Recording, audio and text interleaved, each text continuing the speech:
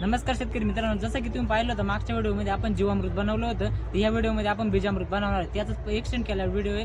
तर बीजामृत आपण कशासाठी वापरतो? जेव्हा आपण जेव्हा माती टाकतो ना, तर त्याच्यावर एक दोन प्रकारचे डिसीज म्हणजे रोगांचा प्रादुर्भाव होतो. एक म्हणजे सीड बॉर्न, एक म्हणजे सॉइल बॉर्न.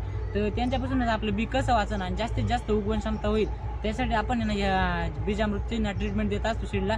तर चला आपण हे बनवूया, नेमकी कसं राहतं म्हणजे मेन करून आपण ऑर्गॅनिक फार्मिंगला वापरतो.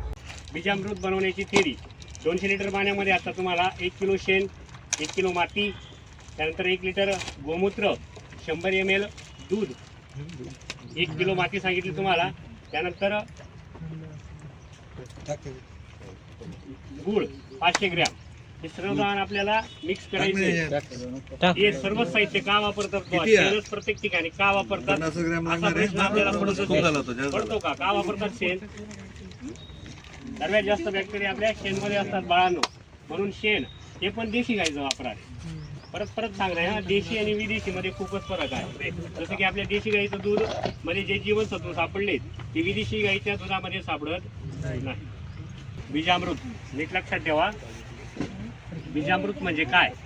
थोडक्यात बीज प्रक्रिया, सीड प्रोसेसिंग.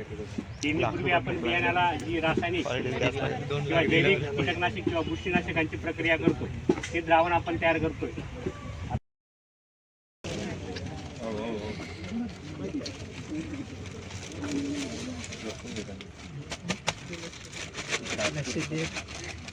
पूर्वी जमिनीतून किंवा बियाण्याच्या मार्फत येणाऱ्या किडी व रोगांचा प्रादुर्भाव थांबवण्यासाठी किंवा जोमदार त्या बियाण्याची उगवण क्षमता वाढवण्यासाठी जी प्रोसेस केली जाते, रासायनिक आणि जैविक, अशा प्रोसेसला बीज प्रक्रिया असं म्हटलं जातं, सीड प्रोसेसिंग असं म्हटलं जातं.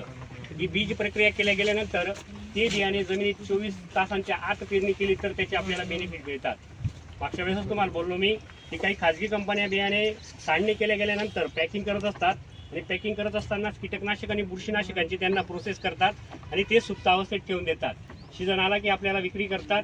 ती बॅग आपण फोडतो, लगेच मक्याचं बियाणं असेल तर आपल्याला काही लाल असतं, काही हिरवा रंग असतो. आपल्याला वाटतं सीड प्रोसेसिंग झालेली. ही सीड प्रोसेसिंग त्या बियाण्याला कोणत्याही प्रकारची प्रक्रिया, थोडक्यात फायदे आपल्याला नाही आहेत. नीट लक्षात ठेवा. बीज प्रक्रिया कोणत्याही बियाण्याला केली, 24 तासाच्या आत पेरणी केली तरच त्याचे बेनिफिट आपल्याला मिळतात.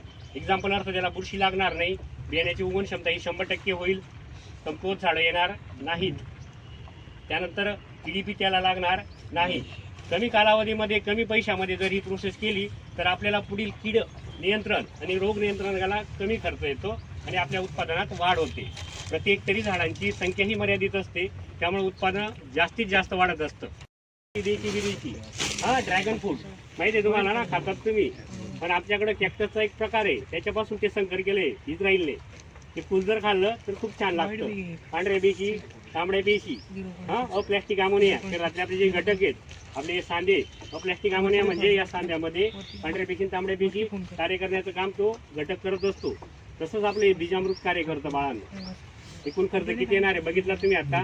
20 किलो माती इथंच आहे, 100 ml दूध घरातच आहे, शेण पण घरात आहे, गोमूत्र पण घरात आहे. गोमूत्र गाईचंच पाहिजे असंही काही राहत नाही, नीट लक्षात ठेवा. अलग लक्षात, गोमूत्र पाहिजे बा, एवढं एक कारण आहे. ते द्रावण आपल्याला 3 दिवस आंबायचंय बाळांनो. बीज प्रक्रिया करत असताना उदाहरणार्थ आता तुम्हाला सांगितलं सरांनी 200 लिटर पाणी घ्या, कसं काय वापरता येईल तर त्याची आपल्याला फवारणी करायची. याची सुद्धा नीट लक्षात ठेवा, फवारणी करायची. चुना ऍड करायला लावला बाळांनो. बघा, आपण नवीन गोष्टी काय शिकत असतो तर काही अनुभवी लोकांच्या माध्यमातून आपल्याला ते समजतात. मला पण चुना हे ऊस लागवड करत असताना वापरतात असं समजून आलं होतं. चुना कसा असतो? उष्ण असतो, गरम. ऊस लागवड करत असताना अचानक डीपी जळाली बुवा, आपली मोटर जळाली, बेनं येऊन पडलेलं आहे. 1 दिवस तरी मोटर बांधायला लागणार आहे किंवा 2-3 दिवस तरी आपल्याला काय कशाला लागणार आहेत? डीपी बांधायला लागणार आहेत.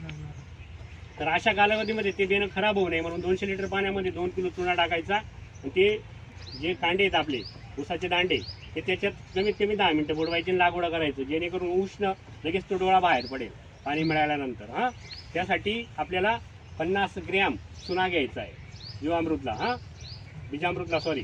आता ही प्रोसेस कोण करतं क्रमाने, जसं मागच्या वेळेस सांगितलं तुम्हाला मी, जीवामृतसाठी पहिलं शेण टाका, नंतर गूळ टाका, नंतर गोमूत्र टाका, माती टाका, ट्रायकोडर्मा पावडर टाका आणि मग शेवटी चुना टाका.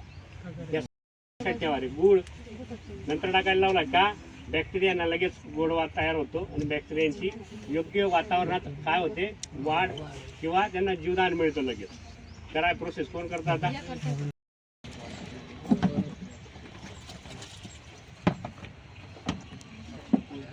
ते सगळे एकत्र गोळा करा आता तिकडं घ्या गुळ.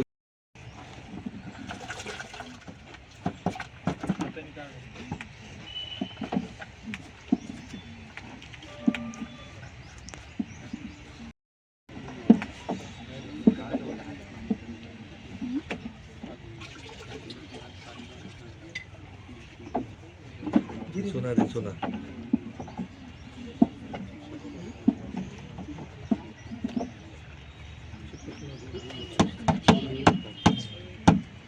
हाताने काढा थोडं पाणी घे त्याच्यातलंच पाणी घ्या.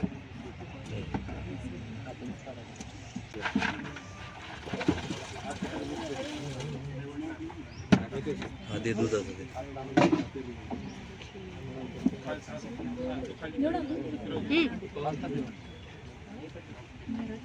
ढवळा आता चांगलं. घे पाणी घे त्याच्यात अजून थोडं. तो ट्रायकोडर्मा आहे तो.